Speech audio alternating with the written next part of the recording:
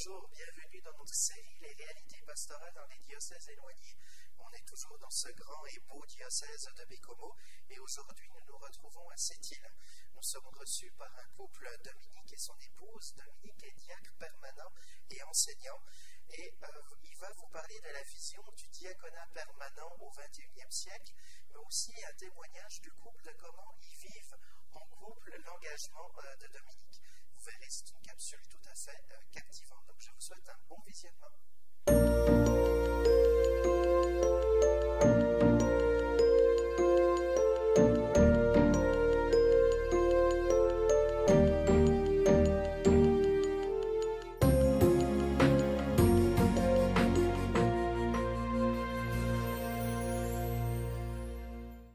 Alors moi, je suis Dominique Eslager-Ouellette, je suis diacre et actuellement, je ne suis pas retraité, je suis enseignant en secondaire 5 en éthique et culture religieuse et en PPO, afin de préparer les élèves pour leur future profession dans l'avenir. Moi, je suis ex-enseignante à la retraite depuis 10 ans et j'accompagne mon époux, Claire Dubois. Mon engagement, moi d'abord, je suis enseignant, donc comme diacre, je fais un peu de relations d'aide à la commission scolaire. Je suis à l'écoute des besoins sur place dans le monde de l'éducation. Ensuite, mon œuvre comme diacre en tant que tel, depuis 2 ans, c'est plus la paroisse. C'est plus des besoins en paroisse, des demandes au niveau des baptêmes, mariages, quelquefois des funérailles. Et cette année, nous, on va être engagés au niveau du comité de préparation au mariage. Ça va être notre premier engagement, Claire et moi. Ça, c'est mes engagements en tant que tels. Mais je suis toujours un souci, parce que je suis un homme de théâtre, je fais du théâtre auprès des adultes, d'être présent dans ma communauté à toute autre problématique dans laquelle je peux apporter de l'aide. On va s'impliquer au niveau de l'accompagnement des couples, la préparation au mariage. Mais le diaconat, en partant, c'est pas une profession, c'est une mission de service. Hein? On est au niveau de la charité. Encore, c'est une force. On peut le faire au niveau des paroisses, mais c'est surtout actuellement dans notre société d'être attentif aux pauvres, aux démunis, aux personnes qui ont beaucoup de besoins. Et c'est surtout d'être à l'écoute des gens sur place, de gens qui vivent des difficultés sociales.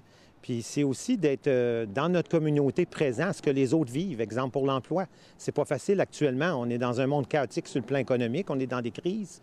Puis il faut que le diacre en tant que tel, lui, soit à l'écoute.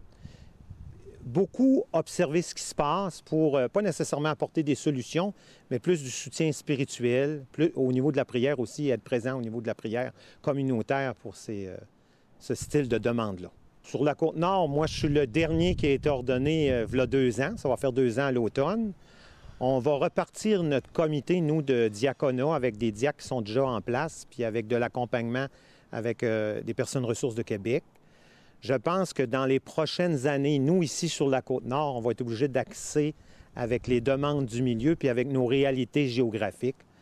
Je ne crois pas qu'on puisse demander un engagement au niveau de la préparation diaconale sur une période aussi longue que 5 à 6 ans. Il va falloir trouver des solutions à ce niveau-là, c'est sûr. De plus, il faudra interpeller des gens qui ont déjà des emplois particuliers dans différentes sphères de la société, parce que l'Église, c'est pas seulement l'Église paroissiale, c'est l'Église de Dieu qui est à travers le peuple et la communauté, autant économique, chrétienne et sociale. Donc, on va être obligés, nous autres, les diacres actuels, à aller relancer les gens dans leur espace économique, puis dans ce qu'ils vivent aussi dans la société, puis plus proprement dans notre géographie de la Côte-Nord. Moi, le message d'espérance que je laisserais en tant que tel, c'est de dire aux gens, au niveau de l'Évangile, c'est une annonce d'une bonne nouvelle qui vient ici nous libérer, même en 2015. Je pense que les couples qui veulent s'engager dans l'Église, c'est de le faire tranquillement, à leur rythme, puis avec ce qu'ils ont comme force, comme qualité. Puis c'est qu'il y ait de l'espérance, parce qu'on est rendu dans une Église de qualité et puis une Église de quantité. Avant ça, il fallait faire énormément d'évangélisation, convaincre les gens. Maintenant, il faut regarder plus à terme d'expérience religieuse, d'expérience spirituelle, puis de partir avec le vécu des gens, puis les faire cheminer à travers notre Église, qui est un peu sur la Côte-Nord, on va se le dire vraiment. C'est une Église de mission. C'est vraiment une Église de mission, surtout avec la géographie particulière. On a même des gens qui nous viennent de l'extérieur pour nous donner cette mission-là.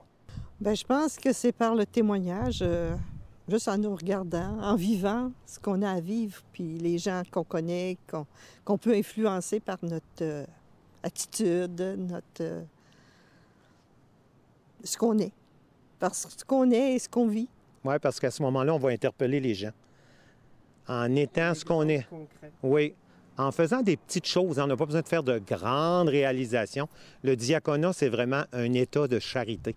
En étant à l'écoute, en observant ce qui se passe autour de nous, puis en apportant des petites solutions positives à travers le monde, je pense qu'on peut faire grandir les chrétiens.